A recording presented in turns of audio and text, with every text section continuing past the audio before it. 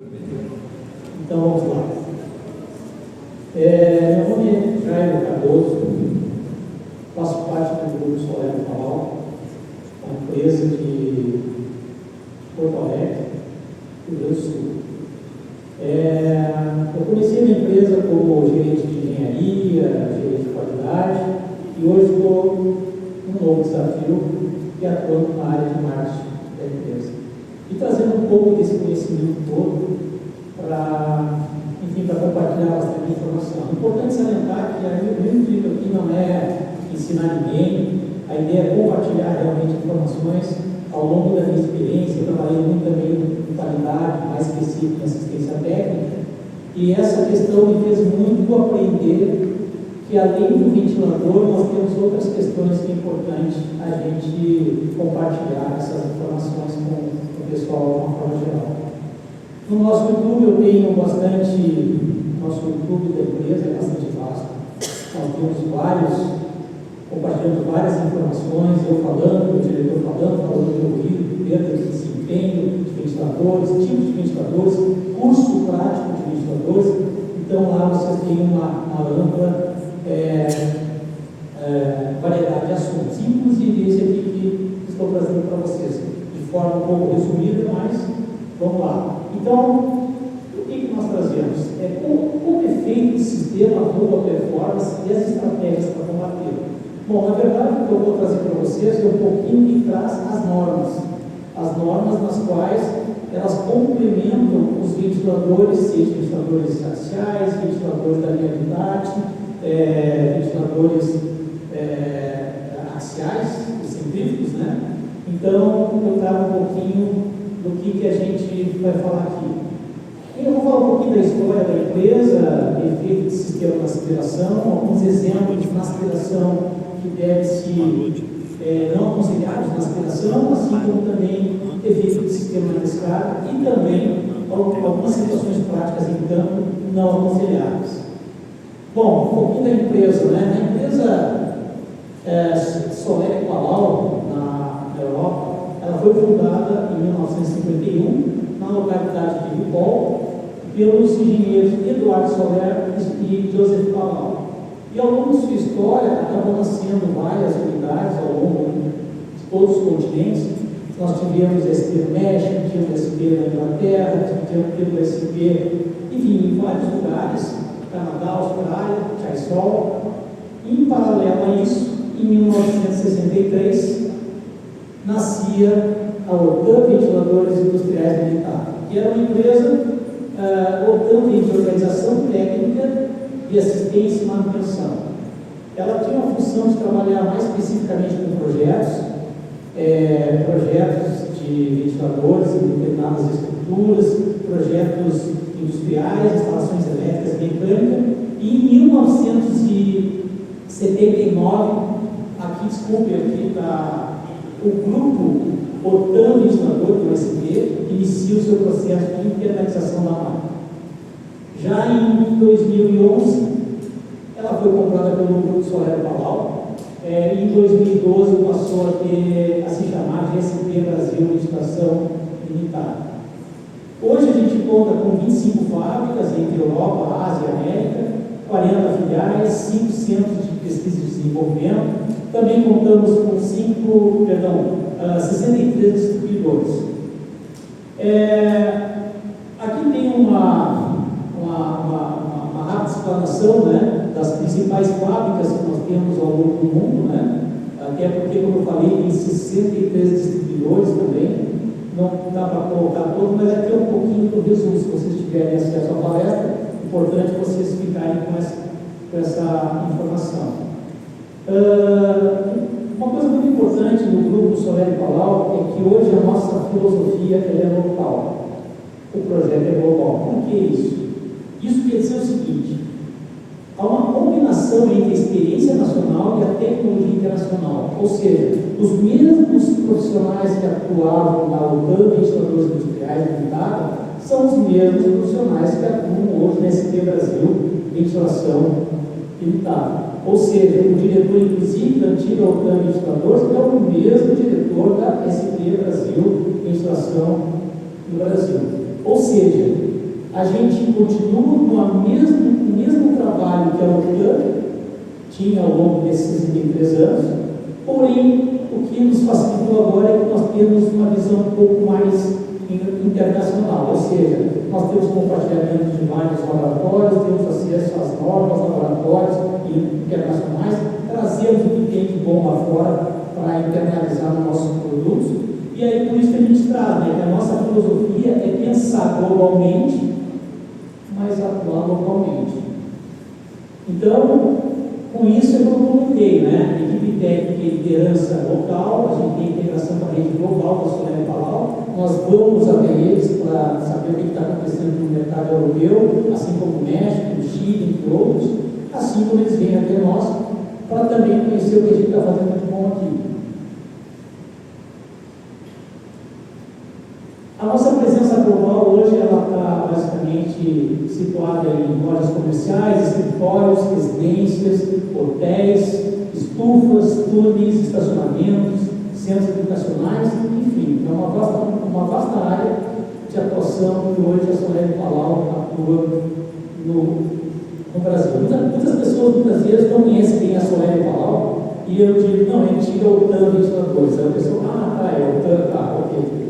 Então, essa parceria que nós temos com a Solene Palau nos trouxe esses benefícios, mas a gente está realmente muito forte no mercado. A OTAN Ventiladores Industriais é muito forte, tanto que a gente leva na marca, no logo da empresa, o nome OTAN.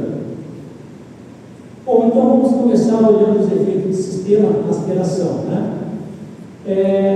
Uma das questões que muito acontece no mercado é quando nós trazemos algumas curvas próximas aos ventiladores. O ar, quando entra no ventilador centrífugo, ele tem que entrar, o ideal seria, né, pessoal? É que tem que entrar.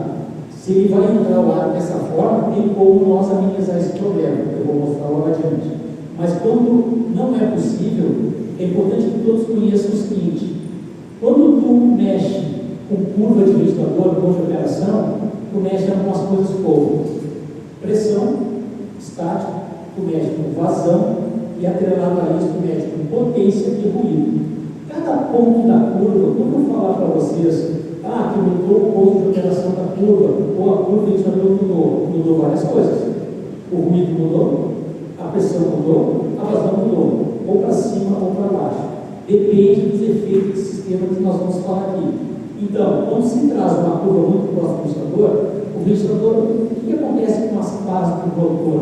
As pás do rotor começam a receber o ar de uma forma turbulenta. Parte do ar ele se prende nas pás e parte do ar não é impulsionado pelas pás.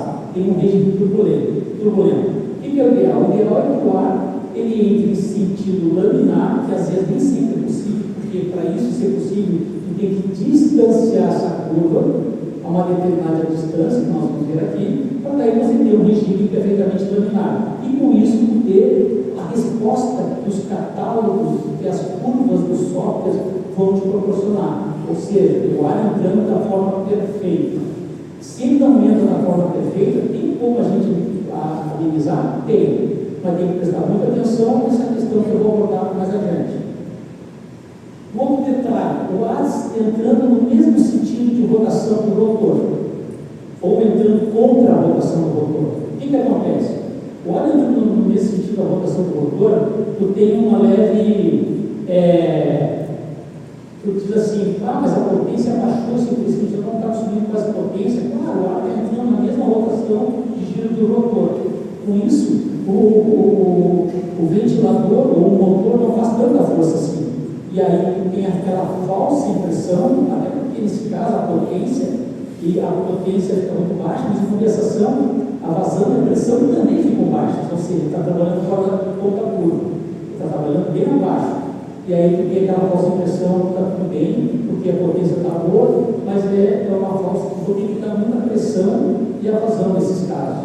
E quando ele entra contra o giro de rotação, aí a potência ela sobe demais. A potência vai em patamares inaceitáveis. Por quê? Porque tem que compensar aquele esforço que o rotor deveria ter, porque ele já está trabalhando com o ar que está entrando no sentido contrário à rotação, né? E e a vazão de pressão ela aumenta muito. Ou seja, você vai dizer assim, mas o ventilador está dando bem acima do catálogo. Cuidado com a potência. E outra coisa, cuidado com o ruído. O ruído também vai te dar um ruído mais alto, né? do que o ruído é normal em relação ao catálogo. Então, a gente tem que ter muito cuidado nessas questões de quando o uso, tem que realmente usar nesse sentido o ar para entrar no motor, ou ao contrário, quando ele entra contra o sentido de giro, então tem que ficar muito esperto em relação a isso. Bom, como é que a gente pode amenizar isso? Uma das coisas é a gente usar muitas vezes essas guias, né? O giro do ar na entrada do sistema de aspiração do ventilador a favor ou contra o sentido de rotação. Ou seja, se usa o que se chama de guias ou veios. A norma da ANCA nos permite esse tipo de coisa. Ou seja, quando tu não tem guias, o que acontece? Tu forma uma região nesse ponto aqui de turbulência. E aqui tem um regime um pouco mais laminado, mas aqui não tem regime de turbulência. E por isso tu gera uma perda de carga desnecessária. No momento que você começa a botar uma guia ou duas guias, esse regime turbulento, ele começa a ser amenizado. Só que tem que ter cuidado seguinte, para calcular essas guias,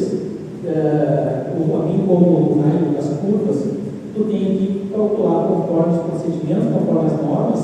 E vejam bem, eu não sou fabricante de curva nem de guia, né? Não sou fabricante de sistemas de ventilação, sou fabricante de ventiladores.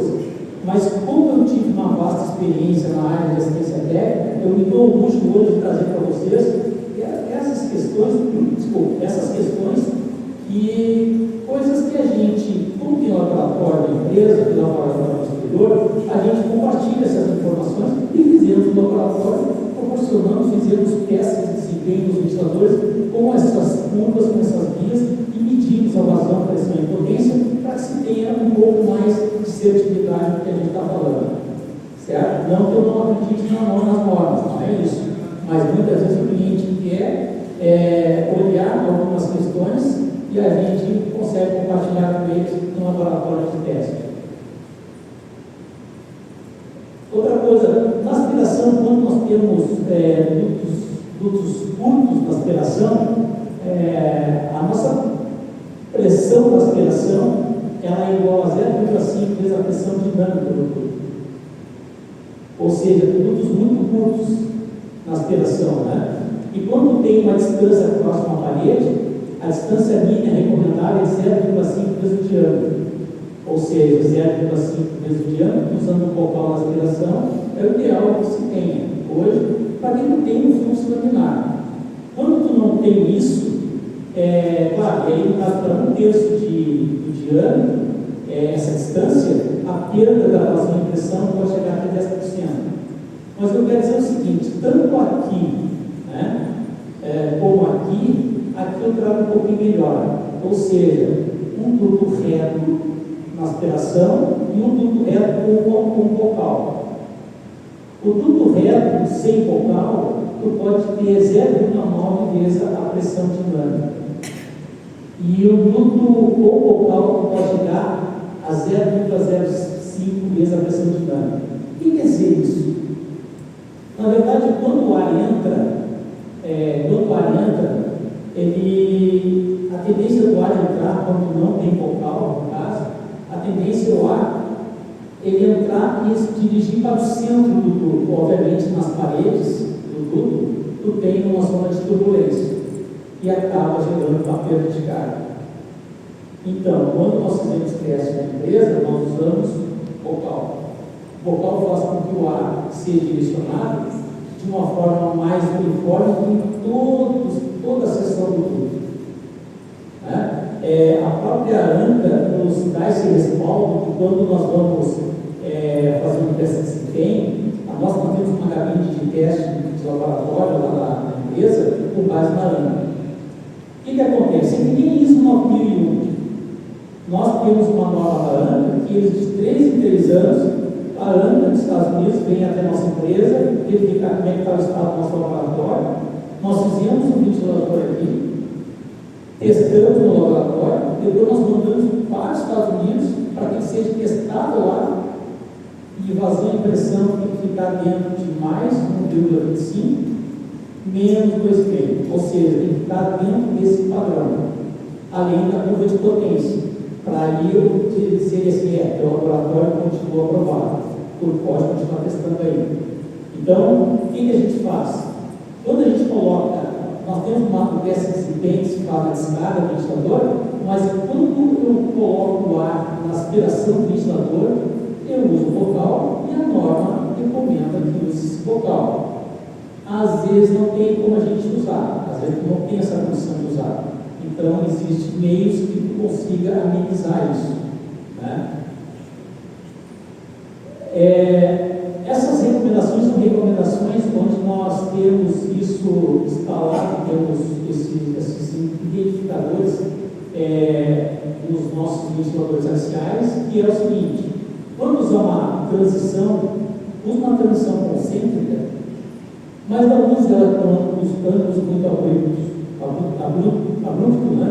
Ou seja, usa que esse ângulo aqui, esse ângulo em relação a esse, ter 15 graus, ou seja, 7,5 graus em relação ao horizontal. Claro que eu sei que às vezes essas transições elas ficam ficando compridas demais, porque por causa dessa orientação da norma. Mas essa é uma forma de tu usar que o ar, ao entrar, ele não se descolhe da parede do duto, ou seja, ele permaneça próximo ao duto, e obviamente, se isso não for respeitado, se for desse jeito que está aqui, o ar se descola daqui, e na hora que o ar pega na pá, ele pega parte da pá, ele não pega 100% de da pá. E aí tu tem uma falsa ideia de que o ventilador está com problema, que o ventilador está dando uma vazão menos do que necessário. Claro, né? Você está pegando metade da pá, óbvio que ele vai dar uma vazão bem menor. Assim como também evitar-se usar o motor, sempre tem que estar atrás. O termo usa o motor ajusante da hélice. Ajusante significa atrás da hélice. Primeiro o ar pega na hélice, depois o ar vai para o motor. Se o ar pegar primeiro no motor, o que acontece? Vai entrar um ar turbulento na própria hélice, e por isso tu tem uma perda de carga desnecessária, né? Quando se usar, por exemplo, curvas, usar curvas com veios, aí não necessariamente uma curva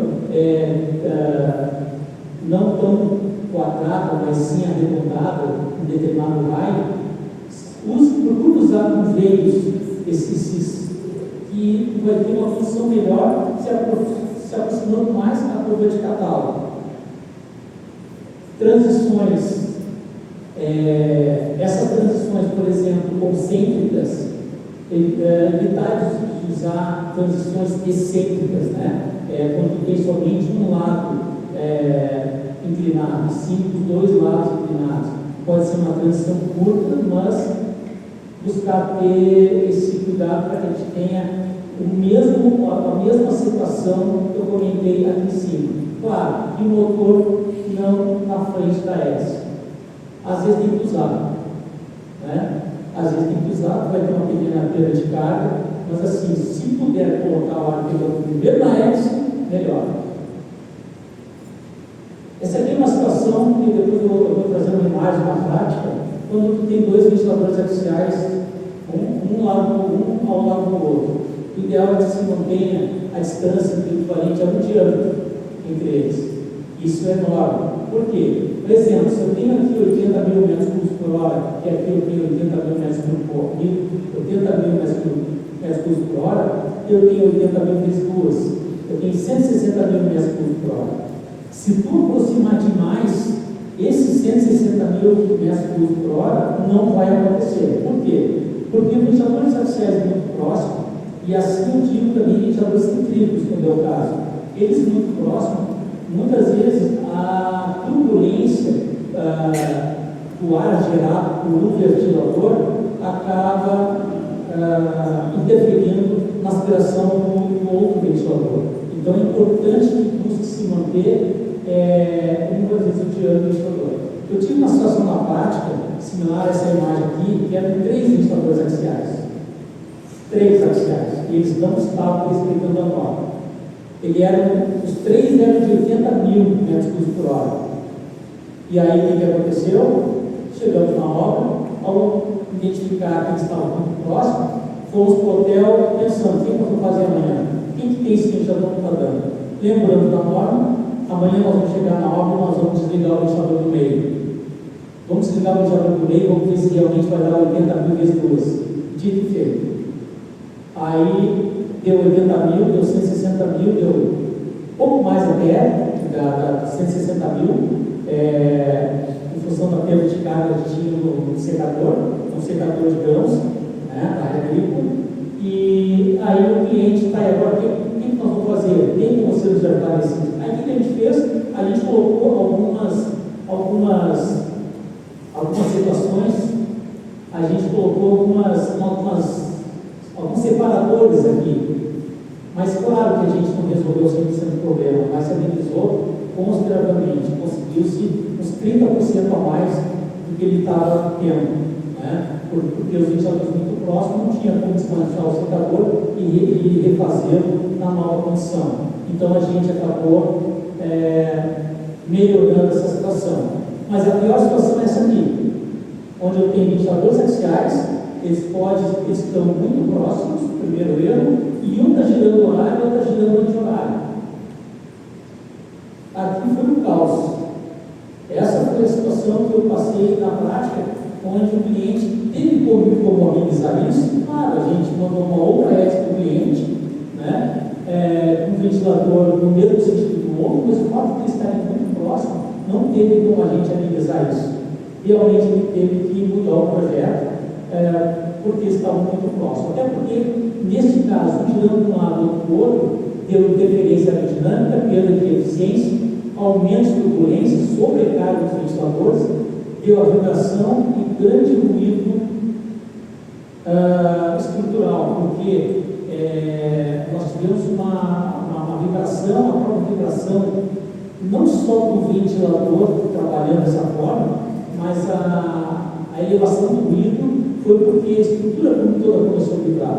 Era um assunto até bem interessante, era muito feio de estar perto, porque a rotação era muito alta e ventiladores axiais, isso aqui são ventiladores axiais de 1.250 milímetros de diâmetro.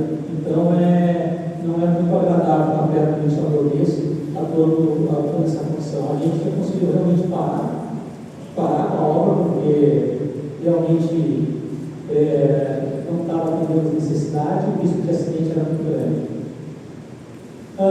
Caixas de aspiração. Na aspiração do ventilador, muitas vezes você coloca essas caixas, né? É possível? Sim, é possível. Mas o ideal é que essas caixas de aspiração elas sejam dimensionadas usando aqueles critérios que eu comentei lá atrás, usando guias inteiramente dessas caixas, não somente colocar uma caixa de aspiração do ventilador, mas sim colocando guias para que tu não tenha uma perda de eficiência muito grande aerodinamicamente. Existe um problema da recirculação de ar, que é o ar batendo no motor e saindo novamente, né? Por quê? Porque tem uma turbulência muito grande nesse caso. Tem um aumento de ruído, uma turbulência interna que eu comentei, e aliás, neste caso aqui trabalhava com poeira, né? E a vibração estrutural. A poeira, por sua vez, ela se grudava no motor. E quando tem poeira junto com o ar, é importante salientar o seguinte: cuidado com as vibrações por causa desse desbalanceamento severo do motor. Então, essa poeira ela se acumulava na caixa também de aspiração. Então, o que aconteceu? Nós tivemos sobrecarga dos mancais, perda de desempenho e vibração. Aqui nós temos situações de ventiladores axiais muito próximos também. Entre eles aqui não está tanto, mas aqui está. Aqui também muito próximo. Temos todas essas situações que eu já comentei, de perda de desempenho. Transições, por exemplo, tu sai de uma curva inclinada com essa seção reticular e passa uma situação com uma transição circular, tem perda de carga, distribuição desbalanceada, ruído, sobrecarga do conjunto. Aqui é uma imagem também, que é uma curva muito abrupta, né, no ventilador PD. E aqui algumas imagens não muito aconselháveis, né, na aspiração do ventilador, que é justamente algumas questões que a gente se reflete no mercado. Vamos falar um pouquinho de descarga. A descarga, A descarga, vou dar uma corrida no próprio tempo. A descarga, por exemplo, o ideal quando você vai ter uma ventilador centrífugo na descarga, que tu cuide esse ângulo de 7,5 graus, né? É 7,5 graus por lado, 15 graus entre os dois lados, que causa uma redução concêntrica. Isso é enorme, para que não tenha uma perda de movimento do ventilador, não tenha muita dificuldade da passagem do ar e um risco de retorno de fluxo, né? Enfim, para que o ar trabalhe no regime mais laminar possível. Comentar com vocês, que eu comentei lá no início do vídeo, vamos entender um pouquinho sobre blast area e outlet area. Blast area é a área logo quando sai do ventilador centrífugo, e outlet area, a área de saída, pega toda a área do ventilador. O que acontece? Quando tu sai do blast area, essa área que tem da lingueira do ventilador até a parte superior da descarga do ventilador, o ar sai, vocês podem ver, de uma forma toda irregular, né? E ele vai ficar de uma forma mais regular possível quando tem um determinado comprimento de duto efetivo, que a gente chama 100% de duto efetivo. O que quer dizer isso? A norma diz que depois do ventilador centrífugo, para cada 25, você tem 100% de tudo igual a 2,5 vezes o diâmetro equivalente, para até 12,7 metros por segundo.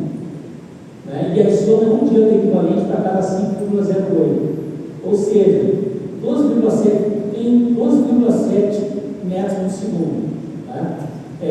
Então, tu tem que considerar 2 vezes e meio do teu diâmetro equivalente. O que é o diâmetro equivalente? Tu tem uma área no duto retangular, pega essa área e calcula PR2 é igual a lá por vezes a altura. E aí tu vai isolar o teu raio do teu diâmetro, ou seja, diâmetro equivalente em função da área. Então, ela diz que para cada 5 metros, 5,08 metros por segundo, adiciona um diâmetro a mais. Por isso a gente sabe que é ideal se colocar curvas em ventiladores. Considere-se que, então, a velocidade de descarga. A norma diz que para cada 12,7 metros por segundo, tu bota 2,5 vezes o diâmetro equivalente. Mas tem mais de 12,7 metros por segundo. Tem 50? Bom, então tu vai pegar essa diferença e vai dividir por 5,08, né? Aí tu vai botar o número de diâmetros equivalentes necessário. É assim que se faz. Mas eu não tenho comprimento tão grande assim na minha instalação para colocar isso. Eu vou ter que botar um número bem próximo aqui. Como é que se faz isso? Então, já vou mostrar. Para ventiladores axiais, a regra é a mesma. Tá?